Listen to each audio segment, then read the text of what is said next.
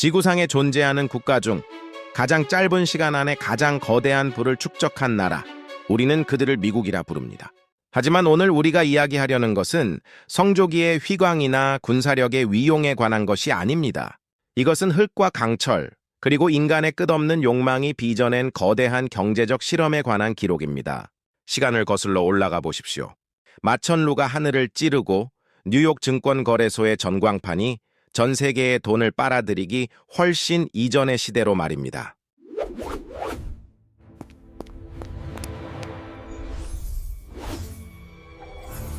북아메리카 대륙, 태평양과 대서양이라는 두 개의 거대한 바다 사이에 고립된 신이 숨겨놓은 광활한 대지가 있습니다.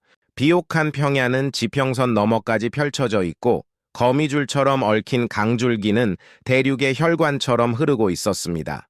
이 땅은 그 자체로 거대한 자본의 잠재력이었으나 아직 깨어나지 않은 잠자는 거인이었습니다. 17세기 구대륙 유럽에서 건너온 이방인들에게 이 땅은 생존을 위한 처절한 투쟁의 장소였습니다. 그러나 그들의 눈빛이 공포에서 탐욕으로 바뀌는 데는 그리 오랜 시간이 걸리지 않았습니다. 초기 정착민들은 곧 깨달았습니다. 이 땅에서 신은 기도가 아닌 노동과 투자를 통해 응답한다는 사실을 말입니다. 제임스타운의 습지에서 시작된 담배 재배. 그것은 단순한 농작물이 아니었습니다. 그것은 유럽의 자본을 신대륙으로 끌어당기는 최초의 자석이었습니다. 잎사귀 하나가 금화가 되어 돌아오는 기적을 목격하며 아메리카는 태생적으로 상업적 DNA를 품게 됩니다. 청교도적인 근면함과 상업적인 기회주의가 기묘하게 결합한 이 순간, 미국 경제라는 거대한 수레바퀴는 삐걱거리며 첫 회전을 시작했습니다. 독립전쟁은 정치적 자유를 위한 투쟁이었으나 그 이면에는 경제적 족쇄를 끊어내려는 자본의 의지가 꿈틀거리고 있었습니다. 영국의 과세에 저항한 것은 단순히 세금의 문제가 아니었습니다. 그것은 누가 이 거대한 시장의 주인이 될 것인가에 대한 주권 다툼이었습니다. 1789년 신생국가 미국의 탄생과 함께 두 개의 거대한 경제 철학이 충돌합니다. 알렉산더 해밀턴, 초대 재무장관인 그는 이 나라가 농업국가에 머물러서는 안 된다고 믿었습니다. 그는 중앙은행을 세우고 국채를 발행하며 신용이라는 보이지 않는 힘이 국가를 지탱하는 금융제국을 꿈꿨습니다. 그는 알았습니다. 자본이 피처럼 돌지 않는 나라는 결국 쇠락한다는 것을 말입니다. 반면 토머스 제퍼슨은 땅에 뿌리를 둔 이상향을 그렸습니다.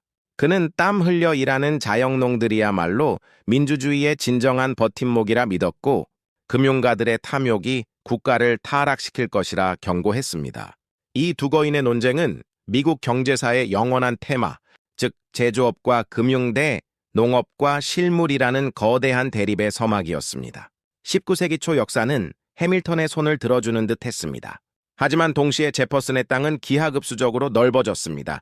루이지애나 구입, 나폴레옹으로부터 사들인 그 방대한 영토는 미국의 경제적 영토를 단숨에 2배로 확장시켰습니다. 이제 미국은 대서양 연안의 국가가 아니었습니다. 대륙을 가로지르는 제국이 될 운명을 받아들인 것입니다.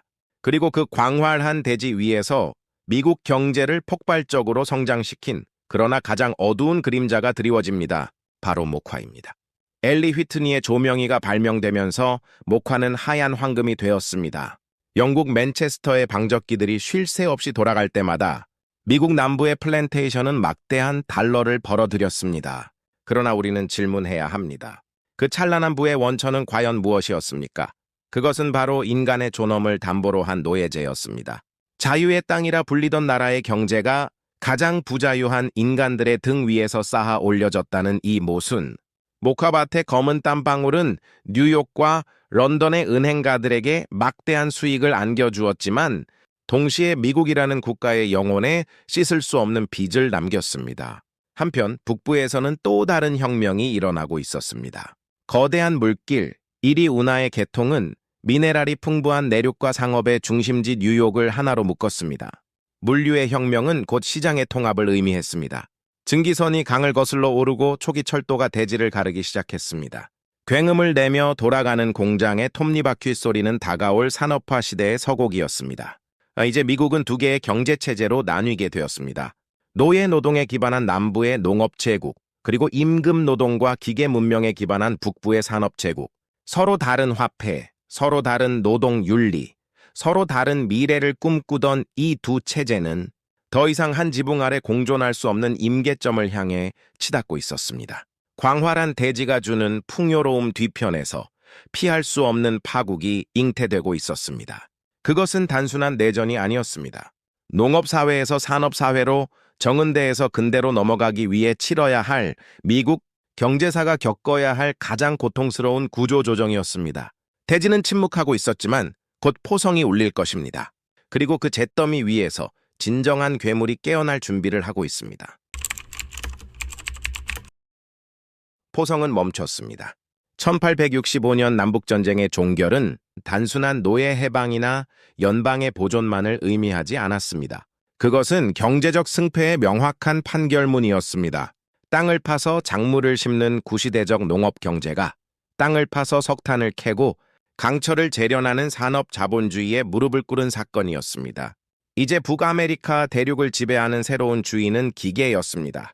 전쟁은 북부의 공장들을 24시간 가동하게 했고 대량 생산이라는 괴물을 깨웠습니다. 표준화된 군복, 통조림, 그리고 소총을 만들어내던 그 시스템은 고스란히 민간 경제로 흡수되었습니다. 이제 미국은 뒤를 돌아보지 않고 질주를 시작합니다. 바야흐로 도금 시대의 개막입니다. 이 거대한 변화의 선봉에는 검은 뱀이라 불리던 철도가 있었습니다. 1869년 유타주 프로몬토리 서밋에서 박힌 마지막 황금 대못. 그것은 대서양과 태평양을 잇는 대륙 횡단 철도의 완성을 알리는 신호탄이자 미국이 하나의 거대한 단일 시장으로 통합되었음을 선포하는 의식이었습니다. 철도는 시간과 공간의 개념을 바꾸어 놓았습니다. 제각각이던 지역 시간은 기차 시각표에 맞춰 표준시로 통일되었고 캘리포니아의 과일이 뉴욕의 식탁에 오르기 시작했습니다. 철도망은 대륙의 혈관이 되어 자본과 노동력을 미친 듯한 속도로 펌프질했습니다. 하지만 이 혈관을 타고 흐르는 것은 단순한 혈액이 아니었습니다. 그것은 바로 탐욕이라는 이름의 고에너지 연료였습니다. 그리고 그 혼돈의 중심에서 신화적인 거인들이 등장합니다. 우리는 그들을 산업의 대가라 부르기도 하고 경멸을 담아 강도 귀족이라 부르기도 합니다. 앤드류 카네기. 스코틀랜드 이민자 출신의 이 작은 거인은 강철이 미래의 뼈대가 될 것임을 간파했습니다. 배세머 공법으로 대량 생산된 강철은 미국의 스카이라인을 수직으로 쏘아 올렸습니다. 마천루와 교량, 그리고 더 튼튼한 철로가 그의 용광로에서 쏟아져 나왔습니다. 그는 말했습니다. 비용을 주시하라, 이익은 스스로 알아서 할 것이다. 그의 철학은 효율성의 극치를 추구하며 미국 제조업의 표준을 세웠습니다. 동시에 땅속 깊은 곳에서는 또 다른 혁명이 솟구치고 있었습니다. 석유입니다. 존 D. 록펠러. 그는 혼란스러운 석유 시장을 혐오했습니다. 그는 경쟁을 죄악이라 여겼고 통제를 선이라 믿었습니다. 스탠더드 오일. 그 이름처럼 그는 석유의 표준을 장악했습니다. 시추부터 정제, 운송, 판매까지 모든 과정을 독점하는 수직적 통합. 인류 역사상 가장 부유한 개인으로 기록될 그의 등장은 자본주의가 필연적으로 독점으로 귀결될 수 있음을 보여주는 섬뜩한 예고편이었습니다. 금융의 황제 JP 모건은 이 산업의 거인들을 하나로 묶어 거대한 트러스트를 형성했습니다. 이제 기업은 국가보다 강력해졌습니다. 워싱턴의 정치인들은 월스트리트의 꼭두각시에 불과하다는 비아냥이 쏟아졌습니다. 그러나 이 찬란한 황금빛 번영의 표면 아래에는 깊은 어둠이 깔려 있었습니다. 화려한 기계 문명의 연료는 사실 노동자들의 피와 땀이었습니다. 하루 14시간, 휴일도 없이 돌아가는 공장에서 인간은 기계의 부속품으로 전락했습니다. 안전장치 없는 탄광에서, 환기구 없는 방직 공장에서 아이들의 손가락이 잘려나가고 가장들이 매몰되었습니다. 도시의 뒷골목, 슬럼가는 악취와 질병으로 들끓었습니다. 마크 트웨인은 이 시대를 도금 시대라 명명했습니다. 겉은 번쩍이는 황금으로 도금되어 있지만 속은 썩어 문드러져 있다는 뜻입니다. 소수의 거부들이 호화 요트에서 샴페인을 터뜨릴 때 대다수의 민중은 내일의 빵을 걱정해야 했습니다. 이것은 사회 진화론이라는 잔인한 철학으로 정당화되었습니다. 가난한 것은 그들이 게으르고 무능하기 때문이다. 하지만 억눌린 증기는 언젠가 폭발하기 마련입니다. 1877년의 철도 대파업, 1886년의 헤이마켓 사건, 노동자들의 분노는 거리로 쏟아져 나왔고 자본가들은 사설 탐정과 군대를 동원해 그들을 진압했습니다. 미국 경제는 유례없는 호황을 누리고 있었지만 그 내부는 계급 갈등이라는 시한폭탄이 째깍거리고 있었습니다. 19세기가 저물어갈 무렵 미국은 영국을 제치고 세계 최대의 공업국으로 부상했습니다. 황무지였던 대륙은 불과 100년 만에 거대한 공장 굴뚝의 숲으로 변했습니다. 자본주의라는 엔진은 멈출 줄 모르고 돌아갔지만 이제 사람들은 묻기 시작했습니다. 이 폭주하는 기관차의 브레이크는 어디에 있는가? 그리고 운전대는 누가 잡고 있는가? 통제받지 않는 자본의 질주. 그 위태로운 번영의 끝에서 미국은 새로운 세기를 맞이합니다. 그리고 그곳에는 전쟁과 공황이라는 인류가 경험해보지 못한 거대한 파도가 기다리고 있었습니다. 20세기의 아침이 밝았습니다. 강철과 석유로 뼈와 근육을 만든 미국 경제는 이제 새로운 심장을 필요로 했습니다. 그것은 소수의 거부들만이 아닌 대다수의 대중이 참여하는 경제, 바로 대량 소비의 시대였습니다. 이 새로운 복음을 전파한 선지자는 디트로이트의 한 정비공 출신 헨리 포드였습니다. 1913년 하이랜드 파크 공장 컨베이어 벨트가 돌아가기 시작했습니다. 이것은 단순한 생산 방식의 변화가 아니었습니다. 인간의 노동을 초단위로 분해하고 재조립한 시간과 동작의 혁명이었습니다. 검은색 모델 T가 24초마다 한 대씩 쏟아져 나왔습니다. 자동차는 더 이상 부자들의 장난감이 아니었습니다. 포드는 기상천외한 선언을 합니다. 노동자에게 하루 5달러를 지급하겠다.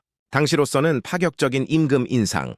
월스트리트는 그를 미치광이라 불렀습니다. 하지만 포드의 계산은 냉철했습니다. 자신의 공장에서 일하는 노동자가 자신이 만든 차를 살 수 있어야 한다. 생산자가 곧 소비자가 되는 선순환. 그렇게 미국에는 인류 역사상 처음으로 두터운 중산층이라는 계급이 탄생했습니다. 바다 건너 유럽이 제1차 세계대전이라는 참호 속에 갇혀 자멸하고 있을 때 미국은 연합국의 공장이자 창고, 그리고 은행이 되었습니다. 전쟁 물자를 팔아 막대한 금을 끌어모았고 전쟁이 끝났을 때 미국은 빚을 진 채무국에서 세계 최대의 채권국으로 신분이 뒤바뀌어 있었습니다. 세계 경제의 중심축이 런던에서 뉴욕으로, 템스강에서 허드슨강으로 영원히 이동한 것입니다. 전쟁이 끝나자 억눌렸던 욕망이 댐이 터지듯 폭발했습니다. 1920년대, 우리는 이 시대를 광란의 20년대라 부릅니다. 도시는 재즈의 선율과 넌사인의 불빛으로 넘실거렸습니다. 라디오, 세탁기, 냉장고, 전기가 가져다준 문명의 이기들이 가정마다 보급되었습니다. 사람들은 더 이상 필요에 의해 물건을 사지 않았습니다. 욕망을 충족하기 위해, 남들보다 뒤처지지 않기 위해 지갑을 열었습니다.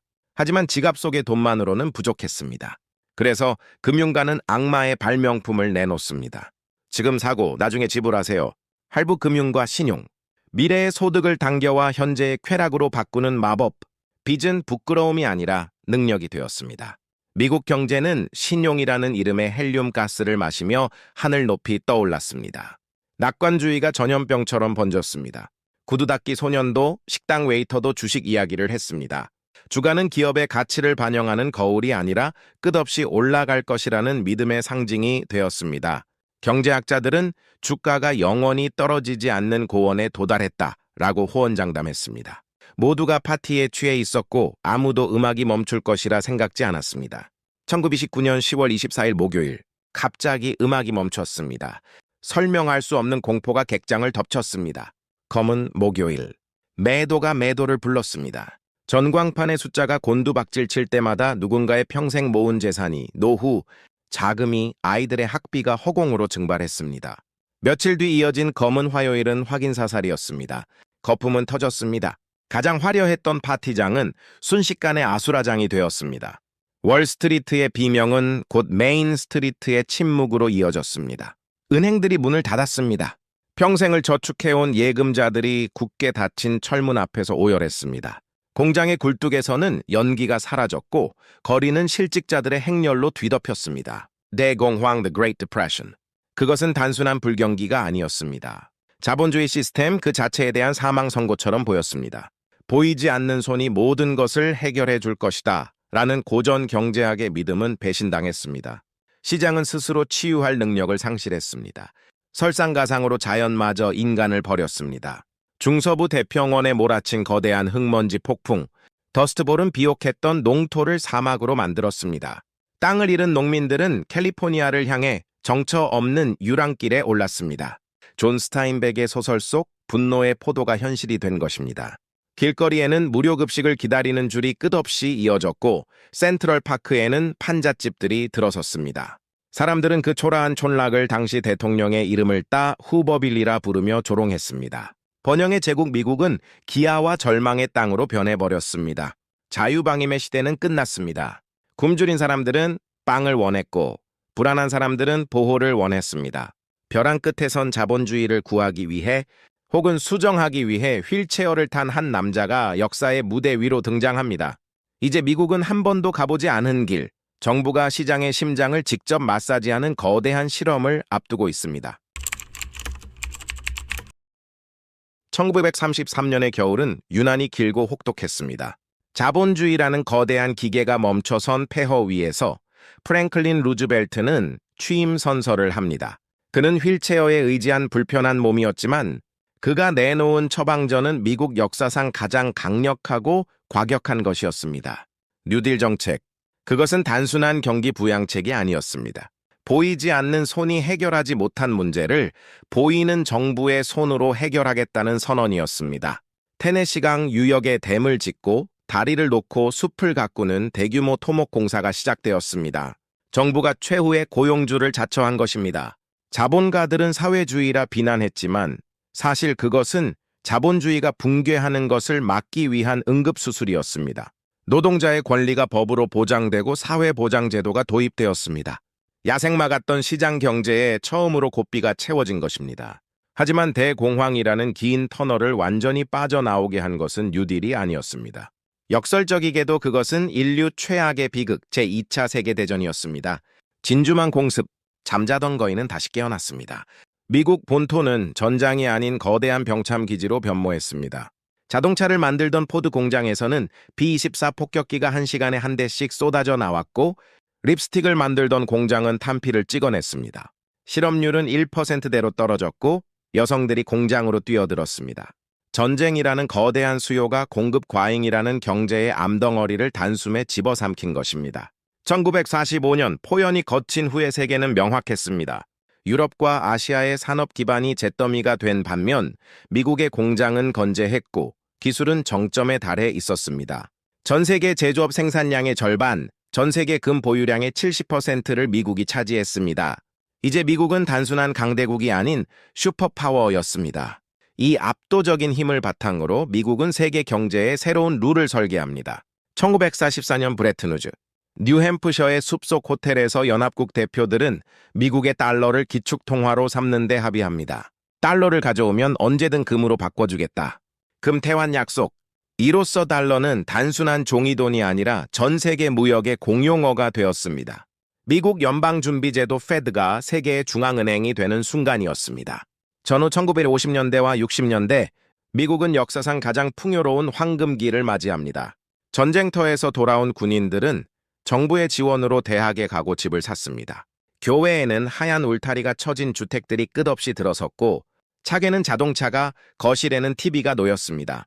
소비가 미덕이 되는 시대, 중산층이 왕이 되는 시대였습니다. 노동조합은 강력했고 임금은 생산성과 함께 올랐습니다. 기업의 CEO와 평사원의 임금 격차가 20배를 넘지 않던 지금으로서는 상상하기 힘든 압축된 불평등의 시대였습니다. 그러나 영원한 제국은 없는 법입니다. 1960년대 후반부터 황금기에 금이 가기 시작했습니다. 베트남 전쟁의 늪은 천문학적인 전비를 집어삼켰습니다. 동시에 위대한 사회를 건설하기 위한 복지 지출도 급증했습니다. 달러를 마구 찍어내자 세계는 의심하기 시작했습니다. 미국 곳간에 진짜 금이 있기는 한가? 프랑스를 비롯한 각국이 달러를 들고 와 금 내놓으라고 아우성쳤습니다. 1971년 8월 15일 닉슨 대통령은 TV 앞에서 폭탄 선언을 합니다. 오늘부터 달러를 금으로 바꿔주지 않겠습니다. 닉슨 쇼크, 브레튼우즈 체제의 붕괴였습니다. 이제 돈은 금이라는 실물의 닻을 잃고 오직 미국의 신용과 군사력에 의존해 둥둥 떠다니는 종이 조각이 되었습니다. 약재는 겹쳐서 옵니다. 중동의 사막에서 불어온 오일 쇼크, 유가가 4배로 뛰자 에너지 과소비에 익숙했던 미국 제조업은 치명타를 입었습니다. 공장은 멈췄는데 물가는 오르는 기현상, 스태그플레이션의 악몽이 닥쳤습니다. 일본과 독일이 만든 작고 연비 좋은 자동차들이 디트로이트의 거함들을 무너뜨리기 시작했습니다. 미국의 공장지대는 녹슬기 시작했고 사람들은 그곳을 러스트벨트라 불렀습니다. 케인스주의의 처방은 더 이상 듣지 않았습니다. 돈을 풀어도 경기는 살아나지 않고 물가만 미친 듯이 뛰었습니다. 사람들은 정부의 무능을 성토했고 과거의 풍요를 그리워했습니다. 미국 경제는 기로에 섰습니다. 제조업이라는 낡은 엔진은 꺼져가고 있었고 세계의 경찰이라는 지위는 흔들리고 있었습니다. 이 위기를 타개하기 위해 미국은 다시 한번 뼈를 깎는 변신을 시도합니다. 하나는 월스트리트의 금융을 고도로화하는 것, 또 하나는 서부의 차고에서 태동하고 있는 보이지 않는 기술, 디지털 혁명에 베팅하는 것이었습니다.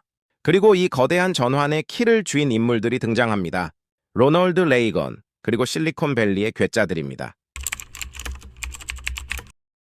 실리콘과 금융, 그리고 불확실한 미래 1980년대의 새벽, 미국은 방향타를 잃은 거함처럼 흔들리고 있었습니다. 인플레이션이라는 폭풍과 제조업의 몰락이라는 암초 사이에서 새로운 선장이 키를 잡습니다. 로널드 레이건. 그는 단호하게 선언했습니다. 정부는 문제의 해결책이 아닙니다. 정부가 바로 문제입니다. 이 한마디는 지난 반세기를 지배해온 뉴딜의 철학을 송두리째 뒤집는 신호탄이었습니다. 규제 철폐, 감세, 작은 정부. 우리는 이것을 레이거노믹스라 부르고 더 넓게는 신자유주의의 시대라 명명합니다. 시장의 야수성을 가두고 있던 우리 문이 다시 열렸습니다. 자본은 더 자유로워졌고 이익을 좇아 국경을 넘나들기 시작했습니다. 동부 월스트리트에서는 새로운 연금술이 시작되었습니다. 이제 기업은 물건을 만들어 돈을 버는 곳이 아니라 주가를 올려 주주를 만족시키는 곳이어야 했습니다. 주주 자본주의의 도래.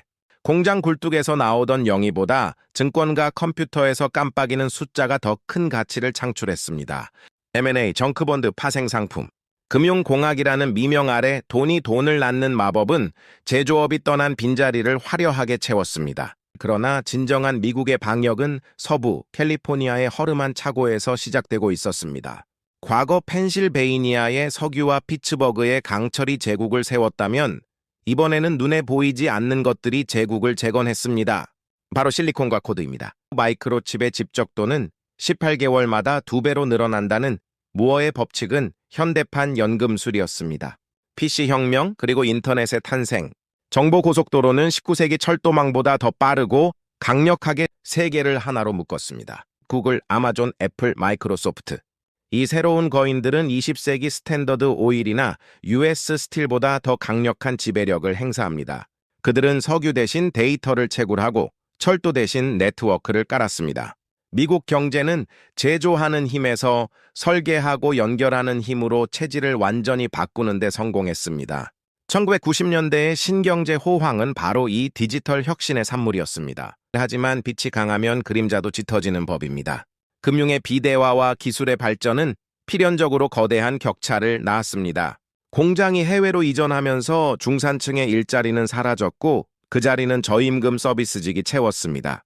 월스트리트의 보너스 잔치가 벌어질 때 메인스트리트의 임금은 제자리 걸음을 했습니다. 부의 낙수 효과는 일어나지 않았습니다. 대신 부는 중력처럼 위로만 쏠렸습니다. 그리고 2008년 탐욕의 탑이 다시 한번 무너져 내립니다. 서브프라임 모기지 사태. 집 없는 사람에게 빚을 내어 집을 사게 하고 그 빚을 쪼개고 섞어 전 세계에 팔아치운 금융의 도덕적 해이. 리먼 브라더스의 파산은 전 세계를 충격에 빠뜨렸습니다. 이번에는 다르다던 금융가들의 오만은 보기 좋게 빗나갔습니다. 결국 무너진 시장을 구한 것은 그들이 혐오해 마지 않던 정부였습니다. 막대한 세금이 투입되었고 연방준비제도는 양적 완화라는 이름으로 천문학적인 달러를 찍어 헬리콥터처럼 뿌렸습니다. 위기는 봉합되었지만 상처는 아물지 않았습니다. 자산 가격은 폭등하여 부자들을 더 부유하게 만들었지만 노동의 가치는 희석되었습니다. 1%대 99%의 대립. 월가를 점령하라는 외침은 잃어버린 아메리칸 드림에 대한 절규였습니다. 이제 21세기의 4분의 1이 지난 지금 미국 경제는 다시 한번 거대한 도전 앞에 서 있습니다. 태평양 건너편 중국이라는 새로운 용이 부상했습니다. 세계의 공장 역할을 자처하며 미국의 달러를 빨아들였던 그들은 이제 미국의 패권에 도전하는 경쟁자가 되었습니다. 무역 전쟁과 기술 패권 다툼은 단순한 경제 문제가 아닙니다. 그것은 21세기의 질서를 누가 주도할 것인가에 대한 거대한 체스 게임입니다. 또한 팬데믹이 남긴 인플레이션의 상처, 기후 위기에 따른 에너지 전환, 그리고 인간의 지능을 넘보는 인공지능 AI의 등장은 또 다른 차원의 산업혁명을 예고하고 있습니다. 제임스타운의 담배 농장에서 실리콘밸리의 AI 연구소까지. 미국 경제사는 창조적 파괴의 연속이었습니다.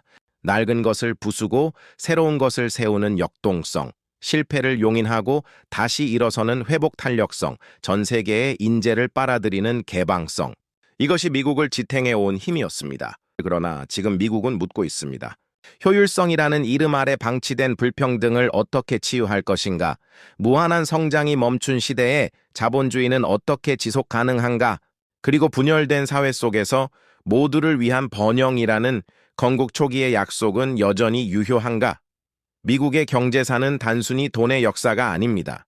그것은 인간의 욕망이 어디까지 갈 수 있으며 그 대가로 무엇을 지불해야 하는지를 보여주는 가장 적나라한 보고서입니다. 제국은 영원할 수 없지만 끊임없이 혁신하는 제국은 살아남습니다. 과연 미국은 이 거대한 파도 앞에서 또 한 번 스스로를 혁신할 수 있을까요? 황무지의 흙먼지 속에서 시작된 자본의 대서사시. 그 결말은 아직 쓰이지 않았습니다. 미래는 여전히 깨어있는 자들의 몫이기 때문입니다. 시청해주셔서 감사합니다.